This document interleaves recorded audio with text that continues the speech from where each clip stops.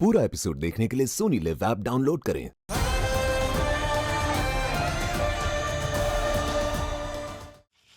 बालवीर, मौत मुबारक हो।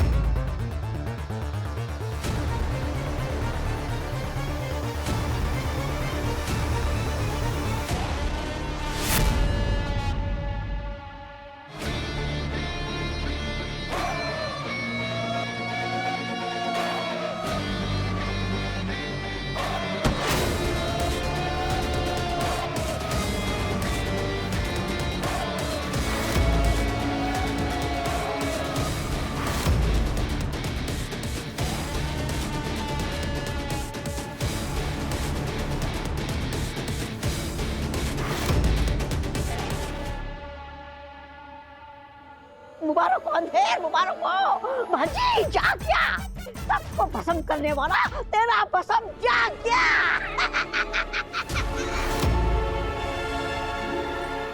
हाँ मामा, बालवीर के अंत की शुरुआत हो गई है।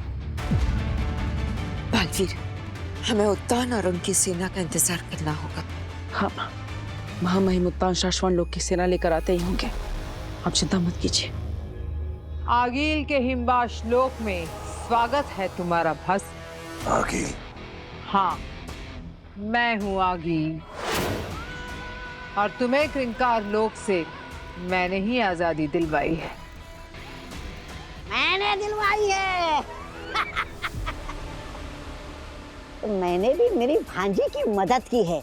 पूरी बात तो सुन लिया करो भांजी, फिर बाद में ऐसे ऐसे देख लिया करो। हर वक्त वही हुए। मोक्ष, मेरी आजादी के बदले मोक्ष दे दो।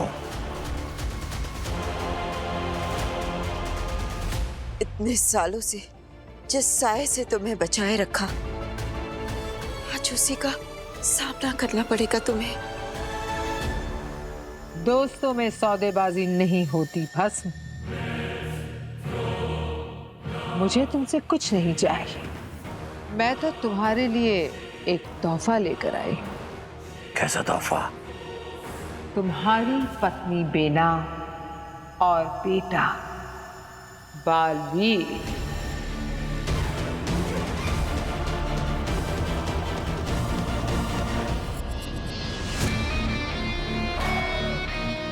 विनाश और विध्वंस पहचान है भस्म की। बेनाम मेरी अर्धांगिनी, नफरत करता हूं मैं तुमसे।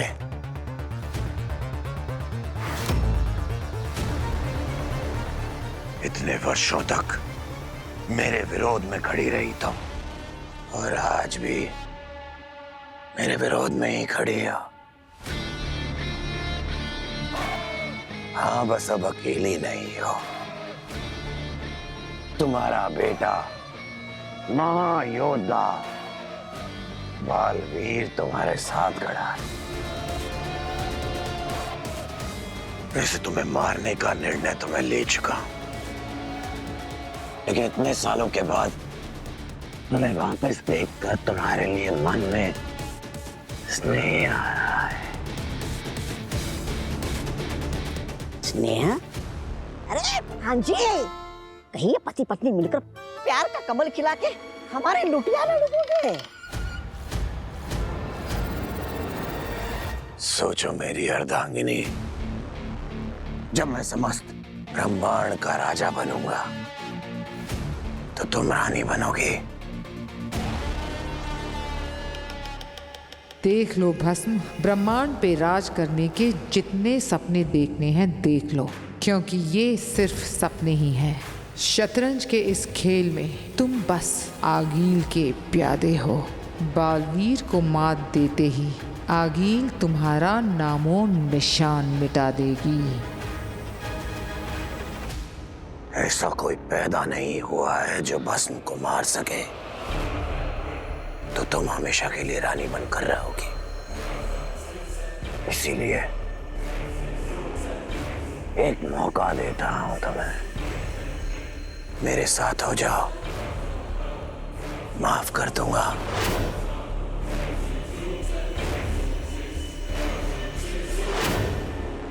मैंने माफी मांगी ही कब थी तुमसे कि तुम मुझे माफ करोगे।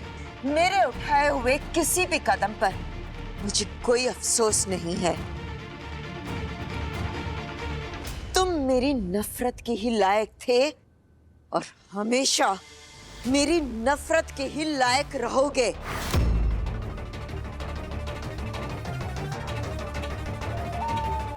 क्रोध विनाश का जन्मदाता होता है और तुम में बहुत क्रोध है। और विनाश करूंगी पर तेरा।